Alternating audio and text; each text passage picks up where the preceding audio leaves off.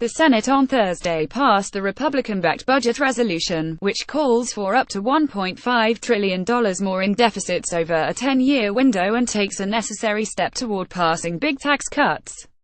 The Washington Post's Laurie Montgomery probably spoke for many. The problem, rhetoric aside, and with occasional exceptions, deficit hawks haven't been found in the Republican Party in years, and they haven't dominated the party since it adopted tax cuts as its primary policy goal back around 1978. Republicans do oppose many categories of government spending, although in many cases they back off because most government spending is extremely popular. But Republicans have chosen tax cuts over deficit reduction every single time they've had the choice for at least 25 years. Indeed, the way they talk about deficits only makes sense if you run it through a war and budgeting decoder. As budget maven Michael Linden pointed out, this hasn't stopped many in the news media from accepting Republican rhetoric at face value. Look, the truth is that many in the media get this doubly wrong. On the one hand, a bias in favor of reducing budget deficits is accepted by many neutral outlets as a perfectly neutral value. That's bunk. Deficit reduction is a policy choice with winners and losers, just as any other policy choice is.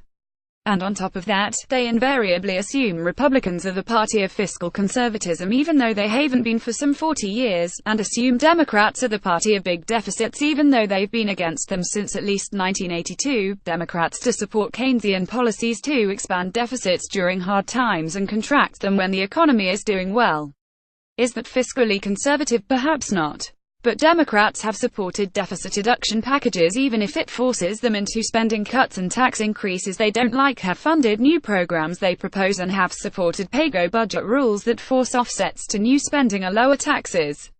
Republicans are 0 for 3 on those things. Point 1. Josh Hooder on that opioid bill that sunk Tom Marino and congressional capacity. 2. Brian Rathbun, Evgeny Iakhyachnis and Kathleen E. Powers at the monkey cage on the origins of populism. 3. Sarah Binder and Mark Spindle on the big myth of the Fed. 4. Kate Davidson on Republican arguments over monetary policy. Point 5. Greg Sargent at the plumb line on how Republicans create problems for themselves with their rhetoric, in part because they simply don't have the policy chops to deal with substantive problems. True enough, but the obvious solution on Obamacare remains to just pretend they've repealed it. 6. And I think my Bloomberg View colleague Ramesh Ponnuru is probably correct that the conservative wins in the Alexander Murray healthcare deal are mostly illusions. But I think he's wrong that Republicans get nothing from the deal. Keeping the individual insurance markets viable avoids a potentially dangerous collapse on their watch, and the evidence is that many Republican politicians and most voters prefer functioning insurance markets to collapse.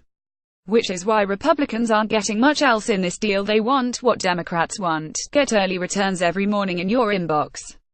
Click here to subscribe. This column does not necessarily reflect the opinion of the editorial board of Bloomberg LP and its owners.